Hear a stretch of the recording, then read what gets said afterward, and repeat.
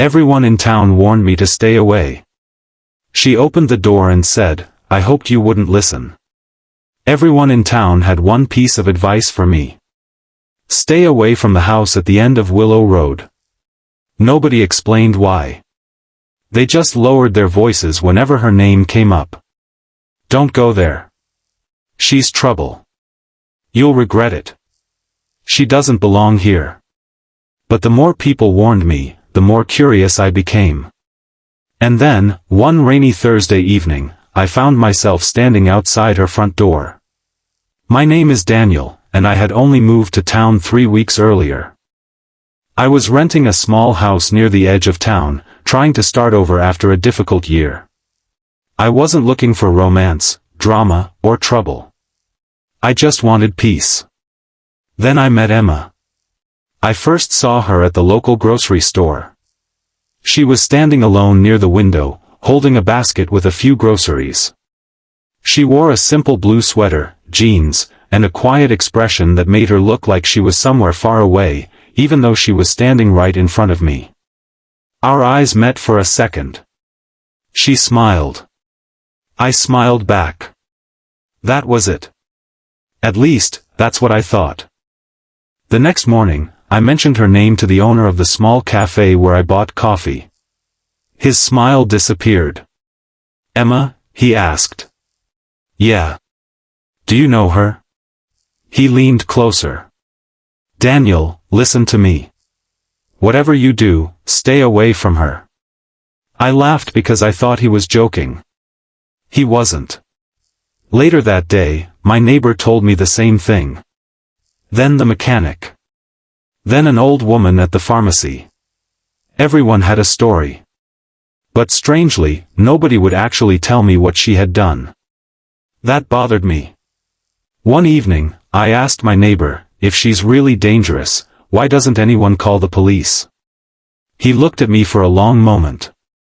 "Because sometimes people don't need to be dangerous to become a problem." "What does that mean?" "You'll understand." I didn't. Until the storm came. That night, rain hammered against my windows. The electricity went out around 9. I lit a flashlight and checked the fuse box. That's when I noticed something strange outside. A faint light was visible in the distance. Coming from Emma's house. I remembered everyone's warnings.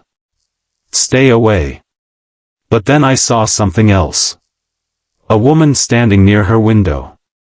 She appeared frightened. Without thinking, I grabbed my jacket and walked through the rain. When I reached her house, I hesitated. The front porch was dark. I knocked. Nothing. I knocked again. Then I heard footsteps. The door slowly opened. Emma stood there. Her hair was slightly wet, and she looked surprised to see me. For several seconds, neither of us spoke. Then she whispered, "I hoped you wouldn't listen." I stared at her. "Listen to what?" She opened the door wider. "To everyone in this town." I stepped inside. The house was old but beautiful. There were photographs everywhere, but most of them were turned face down. "Why does everyone hate you?" I asked. Emma looked away. "They don't hate me." "Then why did everyone warn me?" "Because that's easier than telling the truth." "What truth?" She walked toward the window. 3 years ago, my father died. I waited. He owned half the businesses in this town. People respected him. Everyone thought he was a wonderful man. She paused. But he wasn't. She told me that her father had been secretly stealing money from several local families. When Emma discovered it, she confronted him. He threatened her. She went to the police. But before anything could happen, her father died suddenly. After his death, documents were discovered showing that Emma had been investigating him. People assumed she had betrayed her own father. Then rumors spread. Some said she caused his death. Others said she had stolen money herself. None of it was true. But why didn't you defend yourself? I asked. She gave me a sad smile.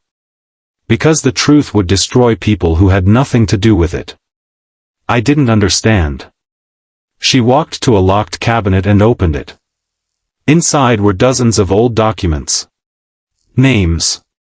Payments. Bank records. Photographs. This town is built on a lie, she whispered. I looked at the papers.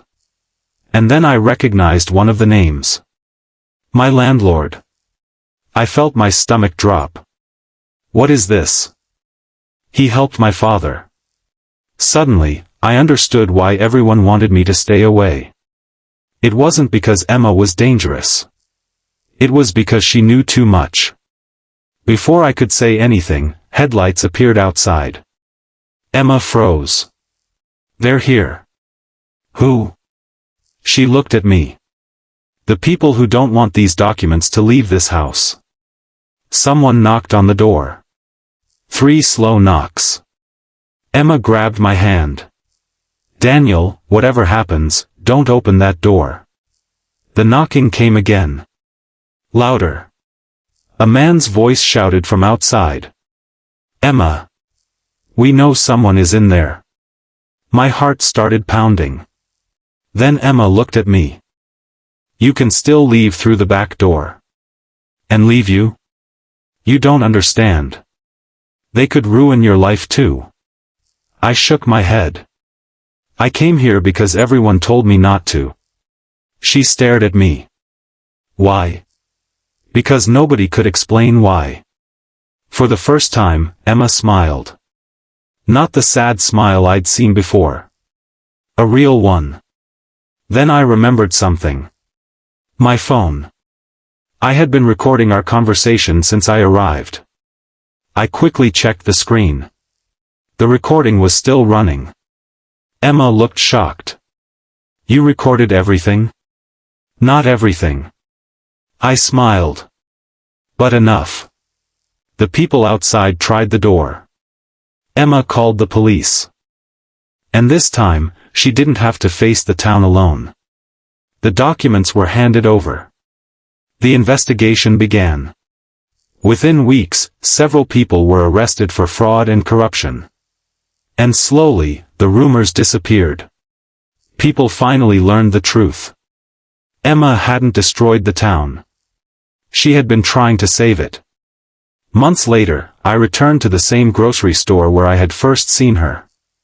She stood near the same window.